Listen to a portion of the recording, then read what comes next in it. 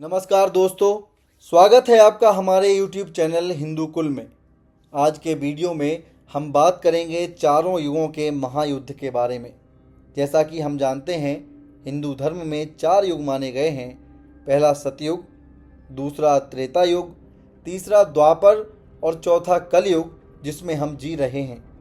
हिंदू धार्मिक ग्रंथों की माने तो हर एक युग में एक महायुद्ध हुआ है। सबसे पहला यानी सतयुग में देवासुर संग्राम, त्रेता युग में राम रावण युद्ध और द्वापर युग में महाभारत युद्ध हुआ था। और कलयुग के अंत में भी एक युद्ध होगा जो इन तीनों युद्धों से अधिक नरसंहारक होगा। पुराणों की माने तो भगवान विष्णु धरती पर कल्कि का अवतार लेकर कली असुर से युद्ध करेंगे और उसे हराकर फिर से धर्म की स्थापना करेंगे। तो चलिए जानते हैं चारों युद्धों के बारे में पुराणों में क्या लिखा है। प्राचीन काल में जम्मू द्वीप का पूरा क्षेत्र हिंदुस्तान कहलाता था, अर्थात हिंदुओं का स्थान। इस विशाल क्षेत्र में समय समय पर कई बड़े युद्ध और संघर्ष हुए हैं। ये युद्ध संघर्ष क्यों हुए हैं? हर युग में इस क्यों का जवाब अलग अलग रहा है। पहले युग में लोग अच्छाई, व्यवस्था और शक्ति के लिए लड़ते थे। दूसरे युग में पशुधन और स्त्री के लिए लड़ते थे।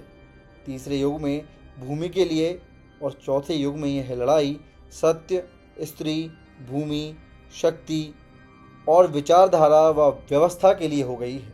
सबसे पहले नाम आता है सतयुग के देवासुर संग्राम का। देवता और असुर दोनों ही प्रजापति के संतान थे। इनके बीच हुए युद्ध को ही देवासुर संग्राम कहते हैं। उस युग में जम्मू द्वीप के बीच का स्थान इलावर्त कहलाता था। जम्मू द्वीप के भारतवर्ष के उत्तर पश्चिम में इलावर्त था, जहां दैत्य और दानव रहते थे। इस इलावर्त क्षेत्र में वर्तमान रसिया का दक्षिणी पश्चिमी भाग, ईरान का पूर्वी भाग तथा गिलगित का निकटवर्ती क्षेत्र सम्मिलित था। देवताओं का आवास स्थान देवलोक भारत के उत्तर पूर्व में स्थित हिमालयी क्षेत्रों में था, जिसमें तिब्बत और कश्मीर क्षेत्र शामिल हैं। भारतवर्ष के हिंदुकुश से आगे और भी क्षेत्र था। यह सुर और असुरों का सम्मिलित क्षेत्र था, जिसे आज अरब देश कहा जाता है। इस क्षेत्र का भृगु के पुत्र शुक्राचार्य और उनके पौत्र और्व से ऐतिहासिक संबंध प्रमाणित है। और्व का ही नाम विकृत होकर अरब हो गया। जम्मू द्वीप के इलावर्त वर्तमान के रसिया क्षेत्र में 12 बार देवासुर संग्राम हुए थे। अंतिम बार प्रहलाद के पुत्र राजा बलि के साथ देवताओं का यह युद्ध हुआ था, जिसमें असुरों ने देवताओं को हरा दिया था और संपूर्ण जम्मू द्वीप पर असुरों का राज हो गया था।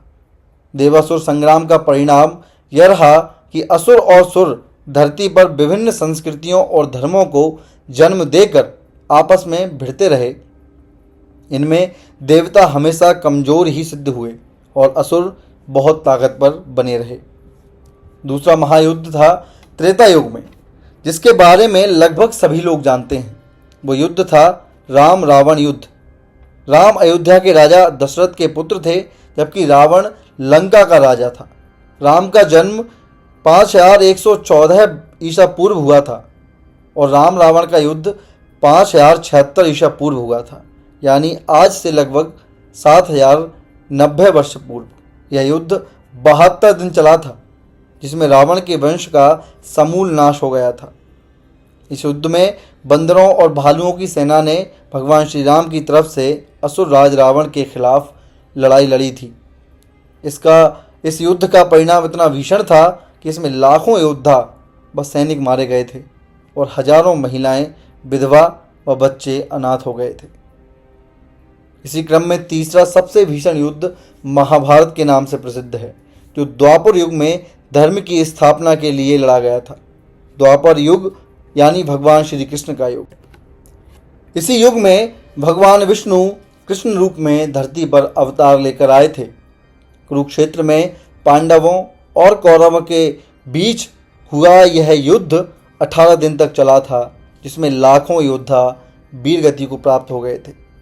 इसी महायुद्ध में भगवान श्री कृष्ण ने अर्जुन को गीता का उपदेश दिया था। इस युद्ध में भगवान कृष्ण लगभग 55-56 वर्ष के थे। इस युद्ध का परिणाम भी इतना भयानक था कि कोसों दूर तक केवल विधवा महिलाओं के रुदन की आवाज़ सुनाई देती थी। जहाँ जहाँ आंखें पहुँच सकती थीं, वहाँ वहाँ केवल योद्धाओं और सैनिकों के शव दिखाई देते थे।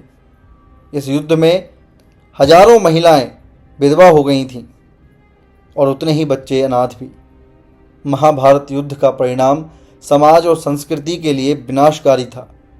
इस युद्ध ने भारतीय समाज को गहरे घाव दिए, जिन्हें भरने में सदियां लग गईं। इसके बाद आता है सबसे अहम और सबसे अधिक विनाशकारी युद्ध, जो अभी लड़ा नहीं गया है। हम जिस युग में जी रहे हैं, उस युग को कलयुग कहा गया है। कली इस युग का सबसे बड़ा दानव माना गया है, जिसका वध करने के लिए ही भगवान विष्णु कल की रूप में अवतार लेंगे। हिंदू पुराणों में इसका उल्लेख है कि जब हर तरफ पाप इतना बढ़ जाएगा कि इंसान राक्षसों की तरह व्यवहार करने लगेंगे, हर जगह कली राक्षस का प्रकोप होगा और धर्म को छोड़कर अधर्म के रास्ते पर चलने लगेंगे और भगवान को भूलकर असुरों की पूजा करने लगेंगे। उस समय भगवान विष्णु फिर से धर्म की स्थापना करने धरती पर अवतार लेंगे।